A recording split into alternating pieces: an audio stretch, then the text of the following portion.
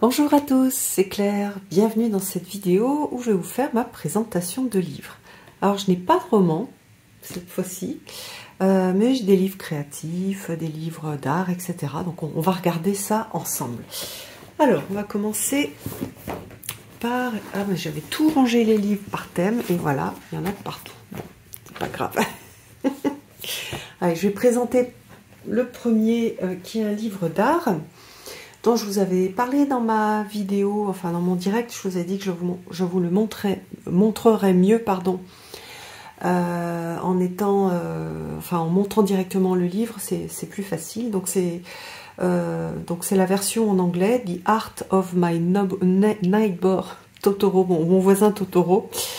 Donc ce sont les croquis de Miyazaki. Donc il y a certaines images, ce sont des extraits du film, mais il y a tout le travail préparatoire, tout voilà, les croquis de concept avec les enfants.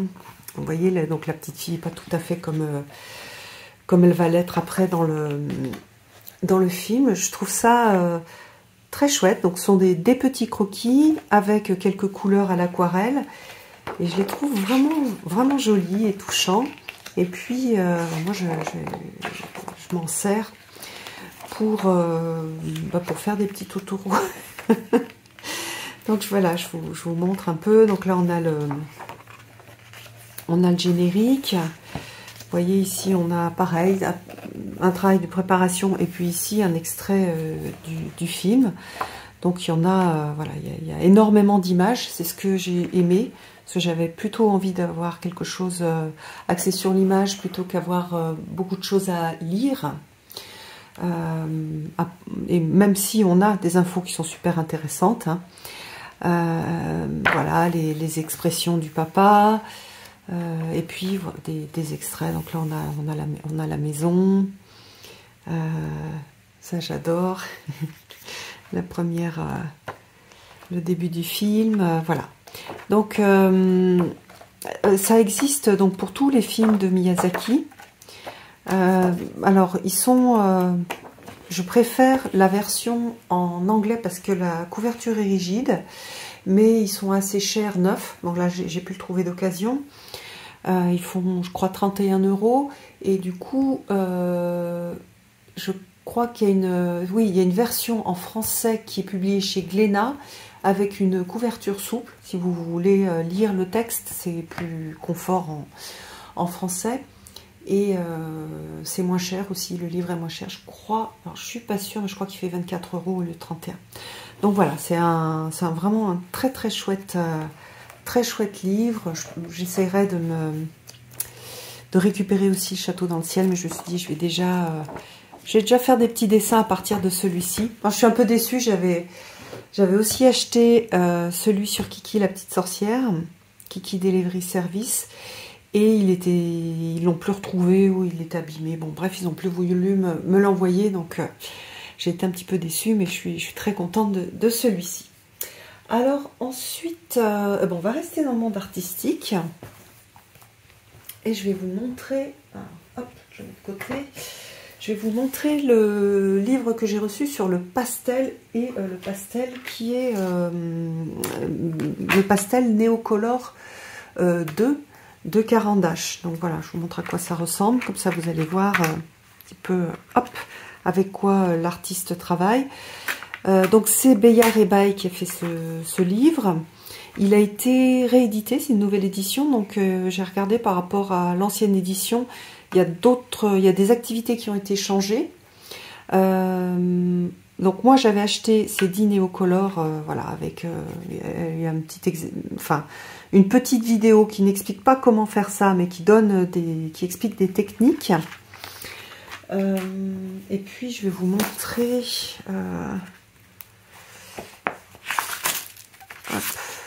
que j'avais fait. Oui voilà, donc moi j'ai fait certaines des activités. Hop. Voilà, alors il faut, bien sûr, il faut avoir ce type de pastel.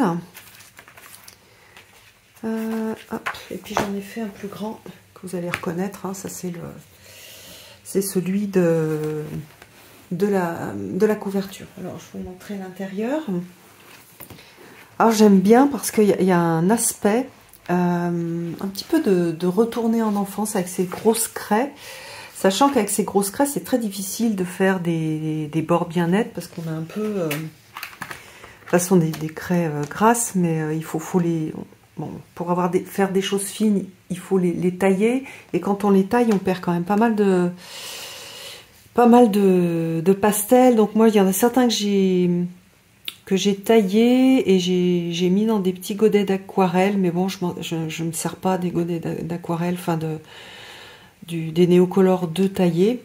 J'utilise pas les... Alors, ceux-là sont aquarellables, mais je n'utilise pas les deux.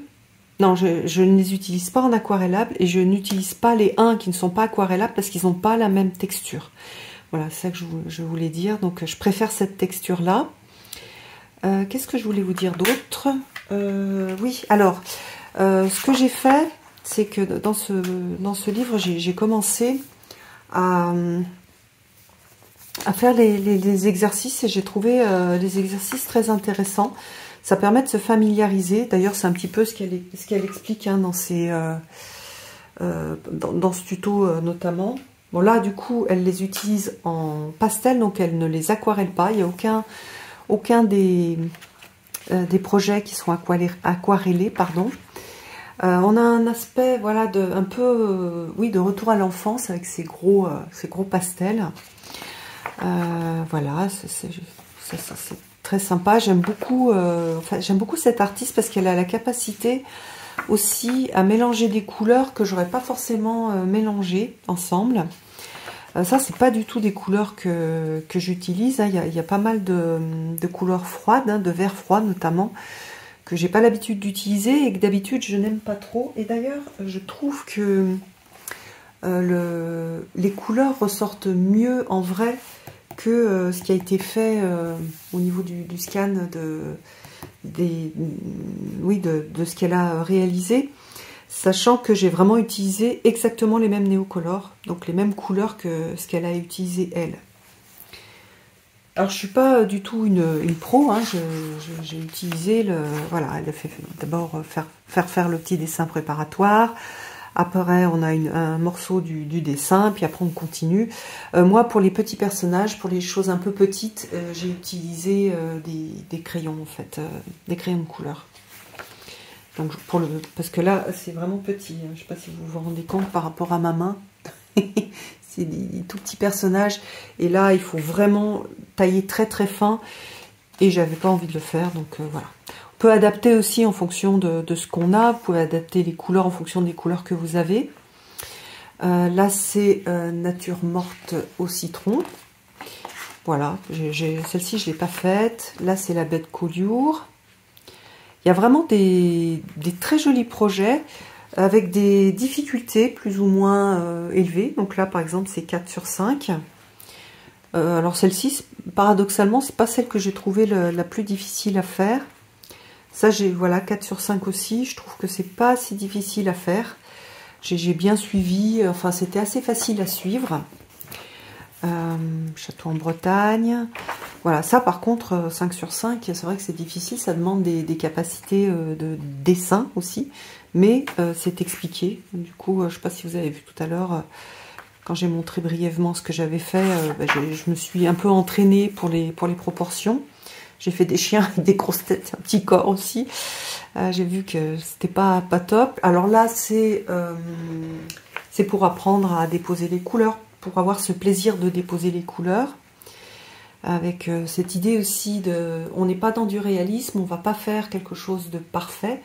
On va être dans quelque chose de très, voilà, un côté maladroit, mais assumé et qui donne, je trouve, beaucoup de charme aux illustrations. Donc là, par contre, je ne l'ai pas fait celui-ci, mais niveau 1, j'ai été étonnée, parce que justement, je suis un petit peu impressionnée, moi, de faire ce visage en profil. Mais bon, on verra. Ça, j'ai adoré faire la mini-maison. Puis il y a des techniques super sympas, où donc on fait toute la colline en blanc, n'importe quoi, en rose. Et puis après, on fait l'ombre. Et après, on va gratter avec une petite pointe. Donc, vous pouvez prendre vous savez le truc là, la lime à ongles qui sert à rien sur les coupe-ongles, bah, du coup on peut utiliser la petite pointe de la lime à ongles pour faire ça, ou il y a aussi un petit instrument qu'on peut acheter. Mais je trouve quand on commence, ce qui est pas mal, c'est on peut se prendre le livre pour avoir des projets, pour tester des choses, prendre dans le livre quelque chose qui nous plaît, s'acheter à l'unité 1, 2, 3, 4, 5 néocolores, et puis tester en fait. Donc ça fait un peu moins gros budget que ce qu'on peut avoir par exemple quand on commence. Enfin oui, l'aquarelle c'est pareil, si on choisit que quelques couleurs, ça peut être bien.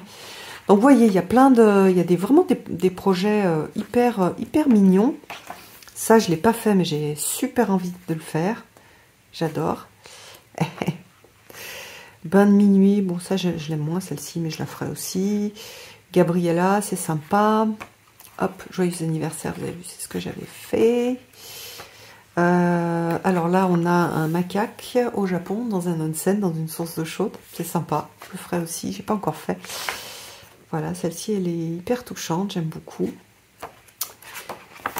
Et voilà, un petit vase coloré. Ça, je pense que je changerai le vase. Moi, ce que j'aime, c'est vraiment ces scènes de nature, là, avec la montagne suisse, par exemple. Je trouve ça vraiment beau. Donc voilà, je me suis bien amusée, comme vous avez pu le voir. J'ai pris beaucoup de plaisir à travailler avec ce livre, et je trouve que c'est une façon d'utiliser les néocolores qui est... Enfin, j'ai pas trouvé d'autres livres ou même des tutoriels qui me permettaient de faire des choses comme ça. Donc voilà, un super bouquin. Alors après, je me rappelle plus si je vous les ai montrés, ceux-là. Mais c'est la bonne saison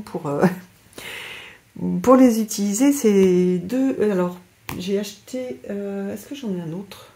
Ah ben non. L'autre, je vous l'avais déjà montré. Ok. Ah non, je me souviens.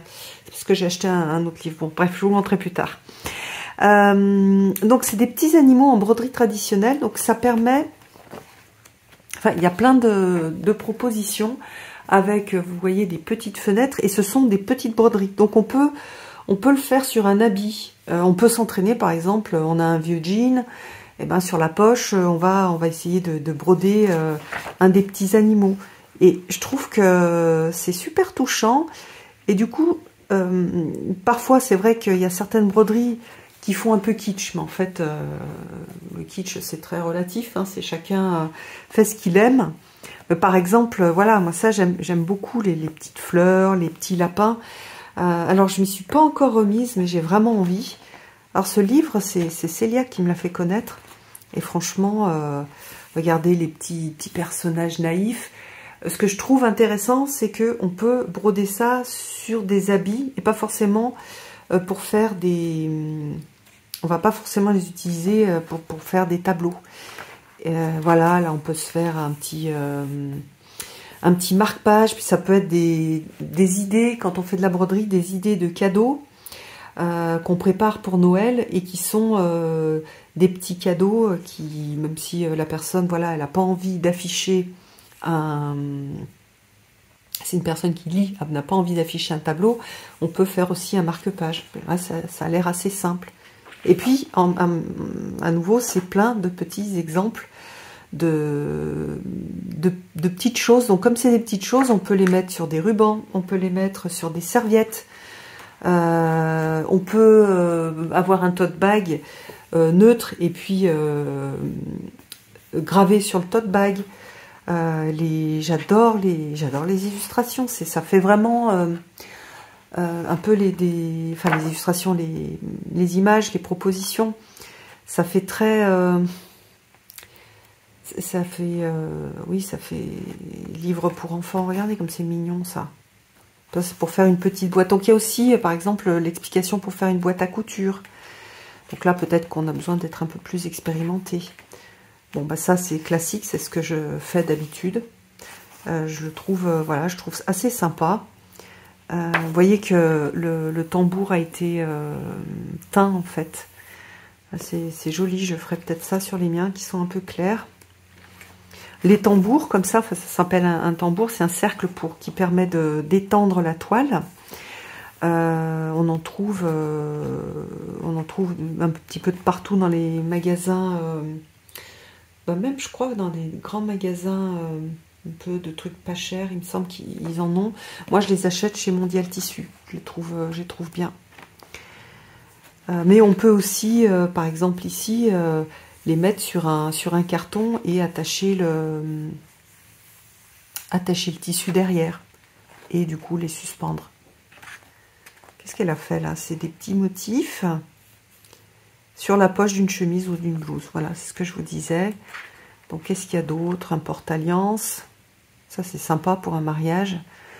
Si on a voilà, des mariés autour de soi, des futurs mariés, ça peut être une bonne... quelque chose de chouette à faire. Là c'est un abécédaire. Je suis pas trop fan des abécédaires. Moi j'adore ces petites fenêtres, c'est trop mignon. Voilà, et mon projet c'était de graver, enfin de graver n'importe quoi, de broder sur mon tablier de peinture. Comme ça mes copines de mon cours de peinture, elles verront que j'ai fait des jolies choses. Elles sauront apprécier en fait la broderie. Donc voilà, c'est d'ailleurs je vous conseille les éditions de Saxe. Pour la broderie, ils ont plein de choses très chouettes. Alors ensuite, on va passer à ça. Toc. Alors ça, il est pas à vendre, mais je voulais quand même vous le montrer parce que son auteur me l'a envoyé et que donc elle s'appelle Nathalie Marthe et je vous l'avais déjà présenté, mais alors il y a vraiment de nombreuses années. Ça, c'est la première version qu'elle avait auto-publiée. Et donc chaque jour, on a une sorte de petite parole de sagesse. C'est assez empreint de sagesse bouddhiste. Hein. Donc ça, c'est l'ancien et ça, c'est le nouveau qu'elle a réalisé pour trouver peut-être un éditeur. Vous pouvez la suivre sur Instagram. Elle publie, je crois qu'elle publie tous les jours justement une de ses réflexions, on va dire, donc une par jour. C'est super sympa, j'aime beaucoup. Alors là, on est le combien? Ah, c'est le 17 septembre, c'est le jour de l'anniversaire de mon papa. Alors, voyons voir. Quelqu'un. Dès que j'essaye d'être quelqu'un, je ne me sens plus être ce que je suis. Il n'y a jamais besoin d'être quelqu'un. Être soi, authentiquement, est vraiment tout. Sans reste. Voilà, c'est ce genre de... Moi, je trouve que c'est vraiment poétique, en fait. On a vraiment... Il y a quelque chose de doux et de poétique. Et voilà, on a un petit texte tous les jours. J'aimerais bien que ce soit publié avec des jolies... voilà, avec une belle publication, des belles illustrations. Ça pourrait faire vraiment un truc génial. Et puis, surtout... je vous invite vraiment à aller la suivre sur Instagram. Donc elle s'appelle Nathalie Marthe. Hop, voilà, je vous montre son nom de plus près. Elle a été préfacée par un médecin. Voilà, et elle a écrit d'autres choses.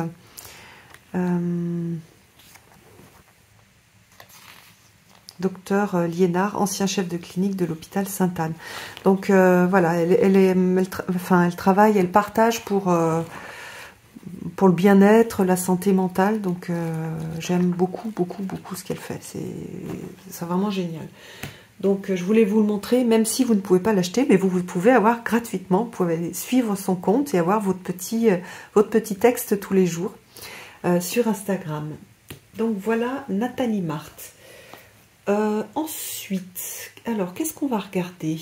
On va regarder autour du monde arthurien. Alors, quand on a le tarot arthurien, c'est chouette d'aller explorer ce livre d'Emmanuel Arioli. Alors, je ne sais pas si je vous l'ai déjà présenté, mais je l'aime tellement que tant pis, je vous le représente. Il va super bien... avec le tarot arthurien, bien sûr, puisqu'il va aborder plein de choses sur les chevaliers, et notamment des descriptions de tous les chevaliers. Alors en fait, c'est pas Emmanuel Arioli, c'est pas lui l'auteur. Lui, il a fait la traduction pour le rendre accessible. On a une petite préface. Et après, je vous montre comment c'est goupillé. Hop. Donc voilà, on va avoir tous les chevaliers. Donc là, c'est Guiron le Courtois avec sa petite histoire. Et donc lui, il y a pas mal de choses. Ségurant le Brun, c'est celui qu'il avait découvert, entre guillemets, oui, enfin sur lequel il avait fait des recherches et sur lequel il a écrit un livre, mais qui est beaucoup moins accessible, je trouve. Et donc là, on a, voilà, c'est le fils de qui, à quoi il ressemble, allez, il est grand, on aurait dit un géant, son visage était beau, ample et d'un teint presque brun. Il avait des yeux plus noirs et il avait les cheveux plus noirs que de quelque autre couleur, et le reste de son corps avait des formes et des proportions si parfaites qu'il n'y avait rien à dire. Mais il était très doux et pacifique et n'aimait guère la compagnie des autres. Il était d'une force si démesurée que ni monstre ni géant ne pouvait lui résister. Il mangeait si démesurément que 10 hommes auraient été bien rassasiés de ce dont lui seul avait besoin.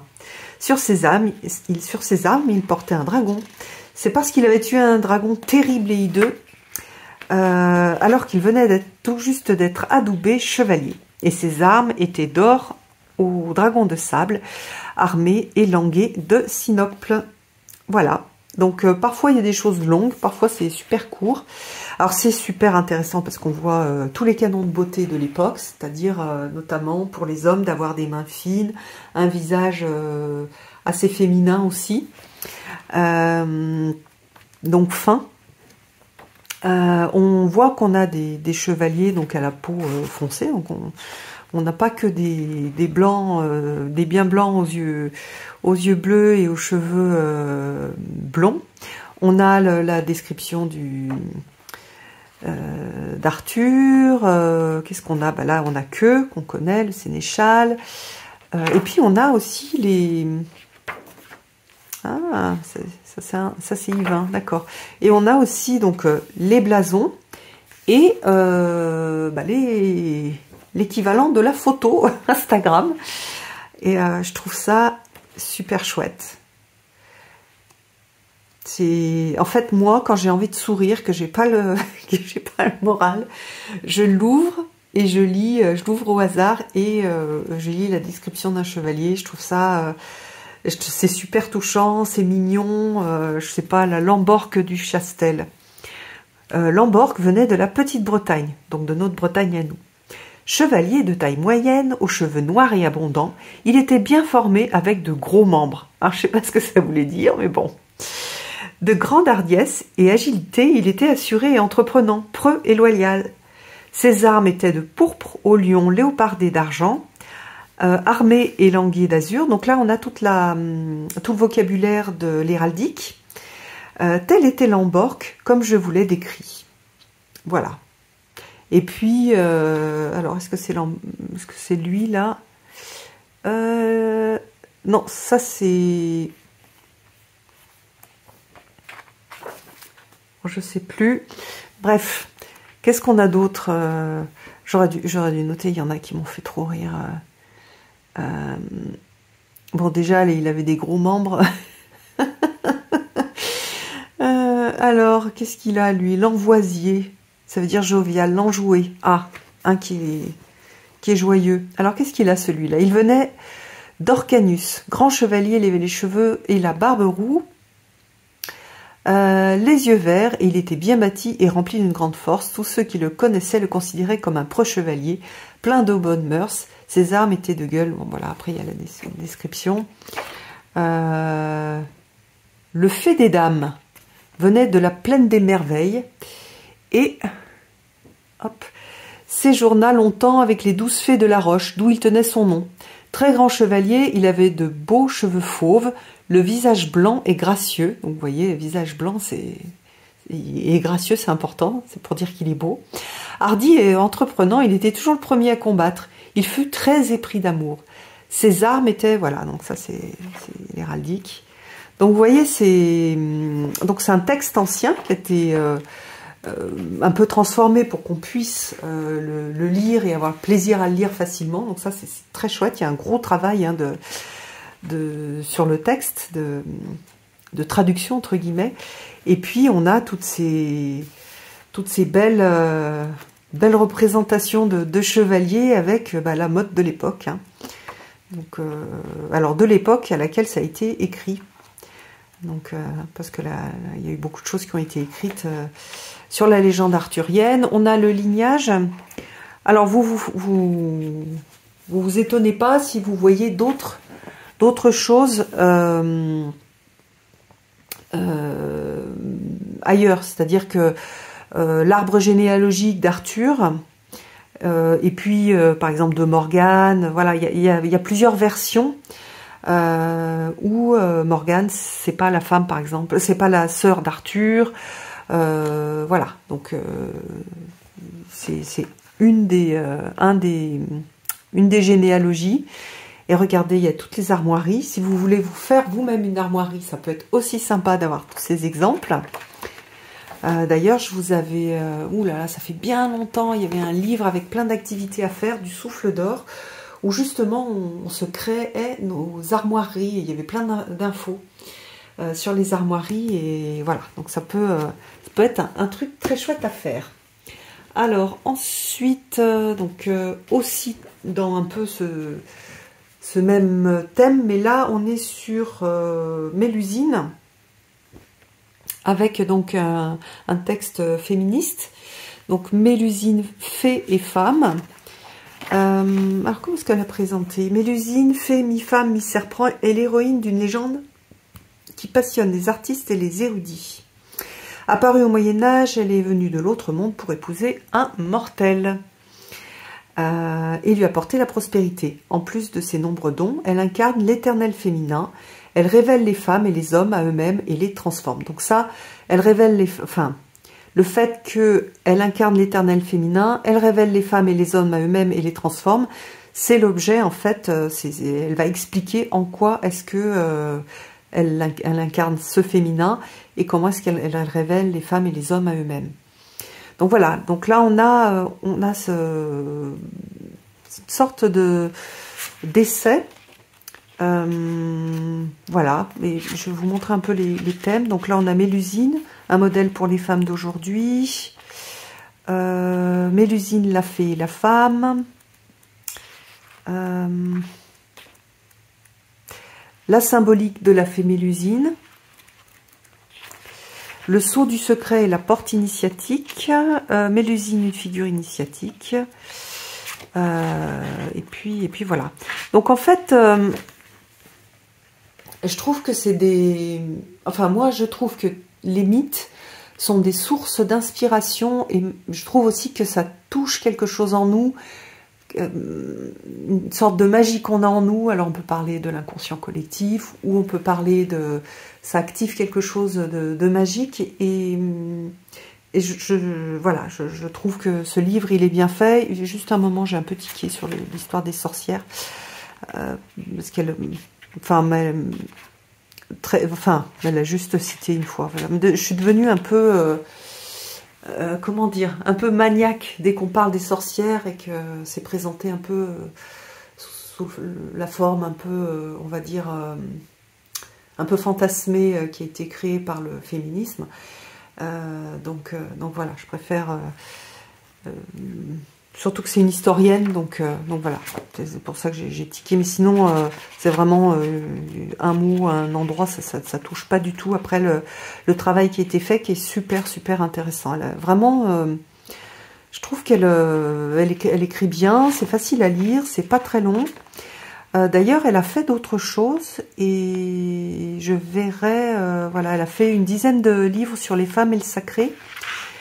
Et oui, je pense que il y a certaines choses qui me plaieraient bien de lire aussi. Voilà, par exemple sur Hildegarde de Bingen, ça me plairait bien. Voilà. Donc, je pense que ça, c'est un livre qui pourrait plaire à pas mal de gens, et parce qu'il est accessible, pas trop long, donc pour les gens qui n'ont pas beaucoup de temps ou qui n'ont pas l'habitude de lire beaucoup, ça peut être très sympa. Et puis voilà, il est bien fait, il est inspirant, il fait rêver aussi. On a ce personnage de Mélusine qui est fascinant, hein, que moi j'aime énormément. Et quand on est païen, on peut aussi travailler avec Mélusine. Quand on travaille avec l'énergie des fées, c'est vraiment une fée qui est très très intéressante parce qu'elle a ce côté un peu, cette moitié animale qui nous connecte en fait à l'aspect incarné que moi j'aime beaucoup. Donc voilà. Alors ensuite, alors celui-là j'ai juste commencé à le lire, donc il est, alors c'est pas un roman. C'est Arsène Lupin, la symphonie des coïncidences. Je ne sais pas trop comment le présenter. C'est un peu comme si c'était l'auteur qui a fait... Voilà, on a l'auteur qui a fait une enquête. Alors, comment est-ce qu'il... Qu'est-ce qu'il a mis derrière?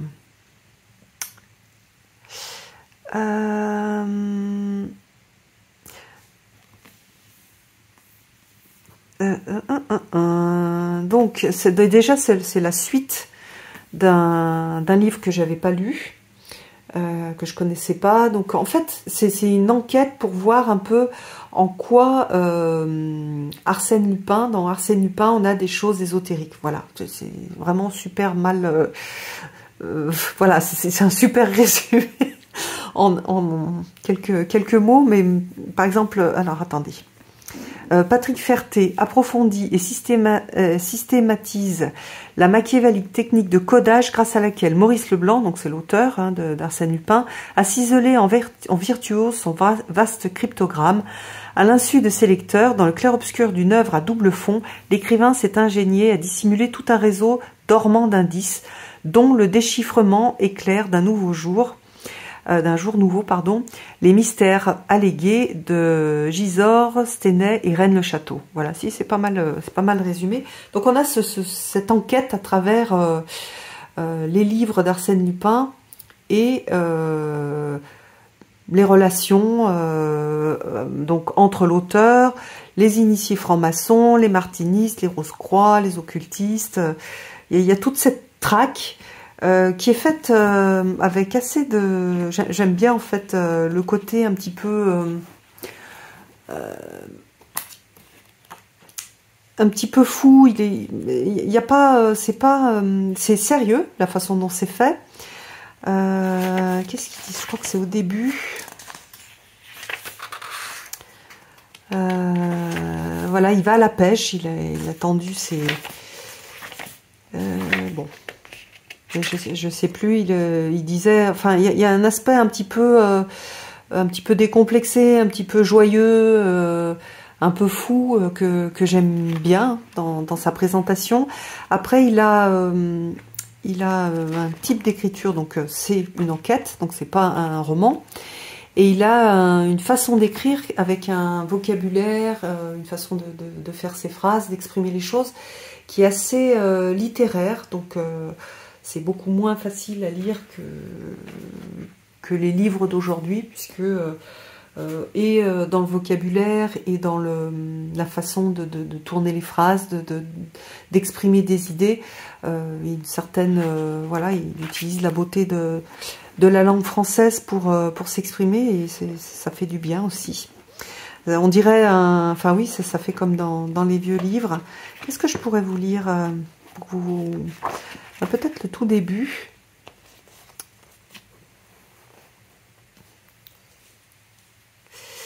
Alors, est-ce que là...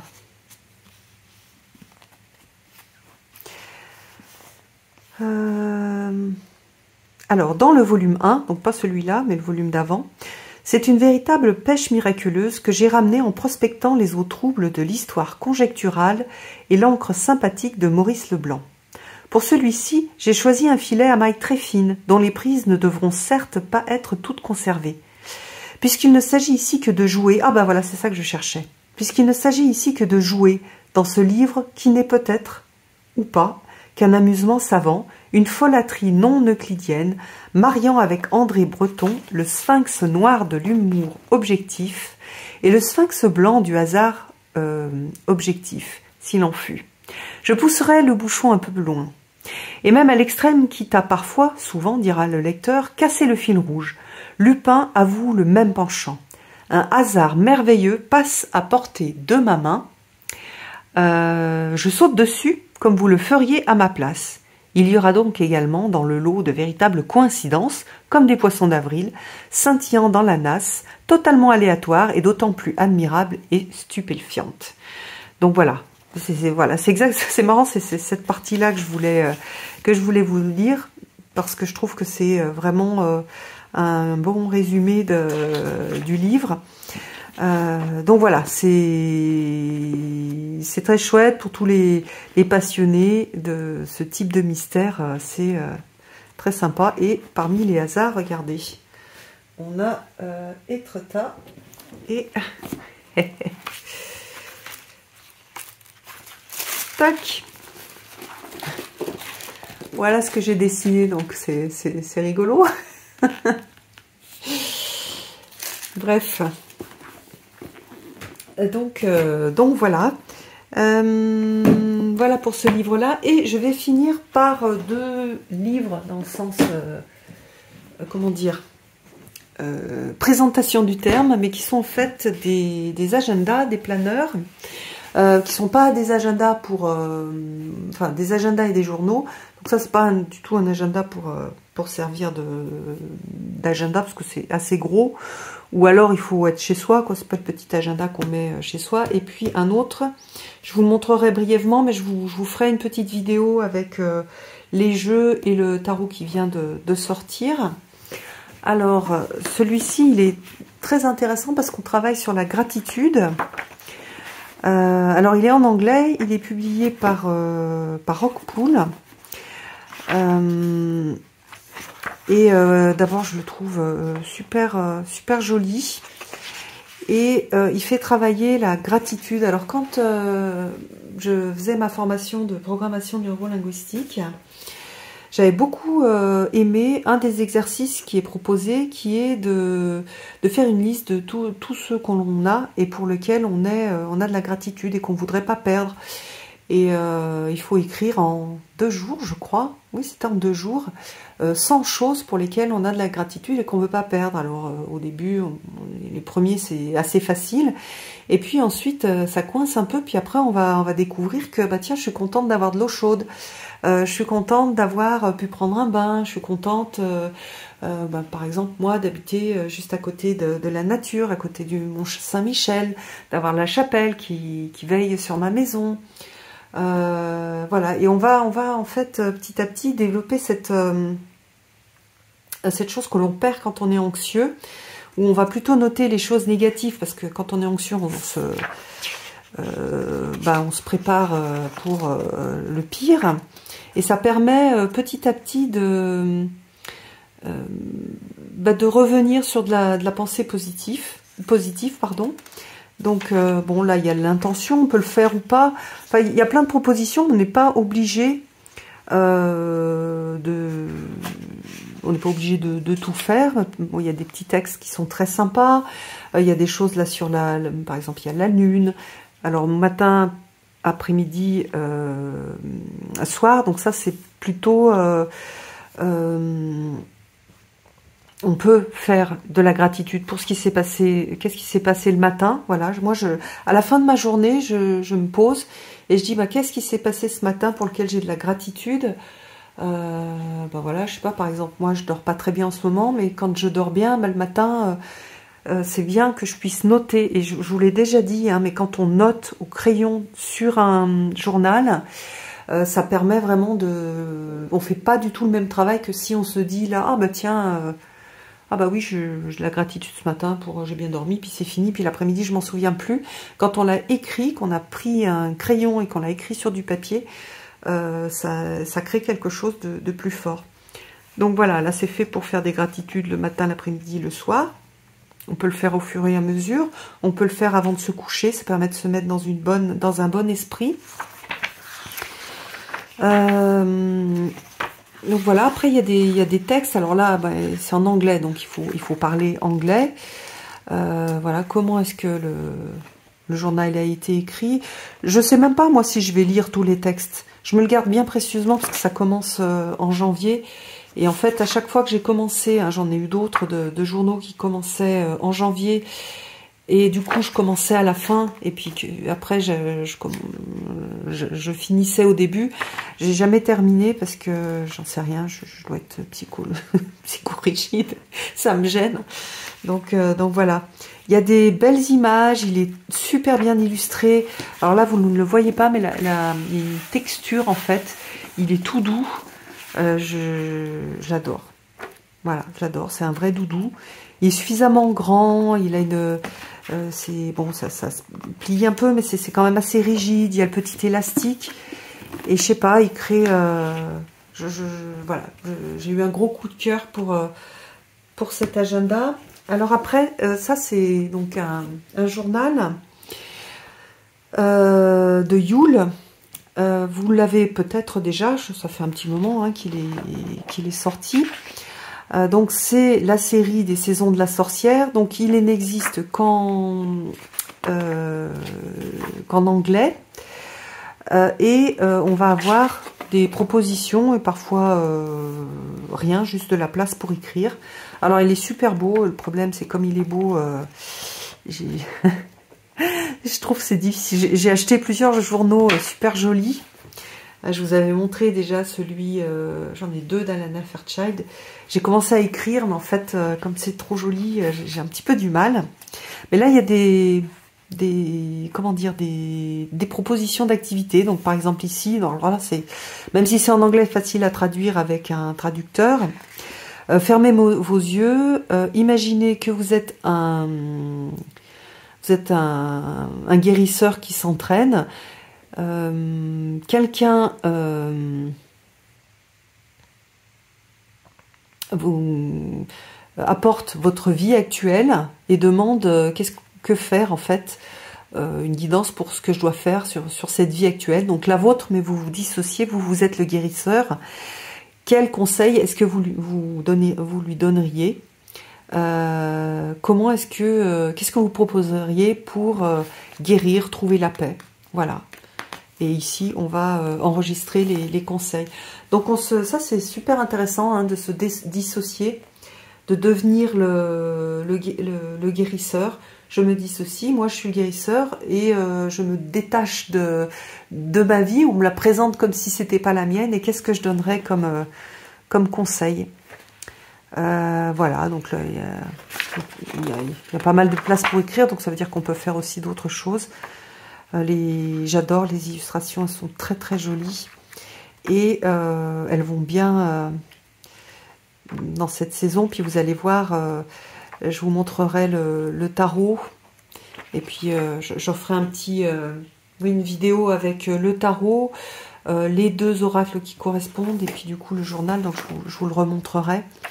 Voilà, je trouve très beau, même juste comme objet pour avoir le plaisir de le regarder. Après, c'est dommage de ne pas écrire dedans, hein. Je vois ceux où j'ai pas écrit, et bien, finalement, je les ouvre pas, alors que quand j'écrivais dedans, pour ceux où j'ai écrit dedans, je les ai souvent regardés, donc voilà, on voit l'illustratrice, Giada Rose, qui a fait donc une partie des jeux. C'est vraiment joli, j'aime bien les couleurs, j'aime bien... Ça fait très... c'est vrai qu'on est plus sur une énergie d'hiver. Et je sais pas s'ils ont fait celui de... s'ils ont dû faire, je pense, tous les journaux des autres... j'en sais rien, tiens. C'est pas noté. Dites-moi si vous savez, si vous avez vu d'autres journaux. En tout cas, celui-là, moi, je le trouve, je l'adore, quoi. J'adore l'ours. Je trouve super joli. C'est vraiment très, très beau. Avec une petite sirène. Elle fait des belles illustrations la médecine du cardinal. Donc on travaille aussi avec les animaux. Donc ça c'est issu d'un de ces jeux. Bah, c'est peut-être celui de Yule, je me rappelle plus. Oui, ça c'est extrait des oracles. Donc voilà. Est-ce que je vous ai tout montré? Oui, je crois. Ah non. Ce que je vous ai pas dit, c'est qu'il y a aussi un livre qui n'est pas sous forme de livre. C'est une recommandation de vidéo YouTube. Alors, j'ai regardé, hop, récemment sur YouTube, j'ai pas regardé, j'ai écouté en fait en allant me promener. Ça dure 1 heure. C'est des nouvelles d'Edgar Allan Poe. Donc là, c'est la chute de la maison Usher. Et c'est raconté par la raconterie. Et c'est super chouette. Il y a des bruits d'ambiance. J'aime beaucoup la voix de la personne qui raconte. Et en fait, j'ai redécouvert Edgar Allan Poe. En tout cas, celui-ci, cette nouvelle. Ça me fait plaisir de relire ou de réécouter Edgar Allan Poe. Sachant que pour les personnes qui aiment Lovecraft, donc les nouvelles de Lovecraft, je trouve que Lovecraft c'est très inspiré de Poe dans sa façon de décrire les choses. Alors il a un univers un peu différent, mais il y a cette idée d'homme, d'une vieille lignée de famille qui est malade, qui demande à un ami de venir, et puis c'est l'ami qui raconte. Et il y a cette idée de folie, cette idée de monde magique ou de malédiction qui est hyper un peu glauque et que moi j'aime beaucoup. Donc voilà, je voulais noter pour que vous puissiez oui, quand j'ai cherché, je me suis trompée. Et c'est bien la raconterie que j'ai écoutée. Et je vous recommande La chute de la maison Usher. Voilà, j'espère que ça vous a plu, que vous avez passé un bon moment, vous avez trouvé des idées de livres. Voilà, il y a plein de gens hyper créatifs qui font tout un tas de belles choses. Et du coup, je suis contente de vous en faire profiter. Oui, je vous remonte le tarot arthurien, mon tarot chéri, avec les magnifiques illustrations de Anna. Voilà, je vous embrasse tous. Et puis, je vous donne rendez-vous pour une prochaine vidéo. Alors, j'en fais moins, mais je vais continuer à en faire. Je pense la prochaine, ce sera sur les Seasons of the Witch, donc le journal, le tarot, on regardera les oracles aussi. Voilà, à bientôt.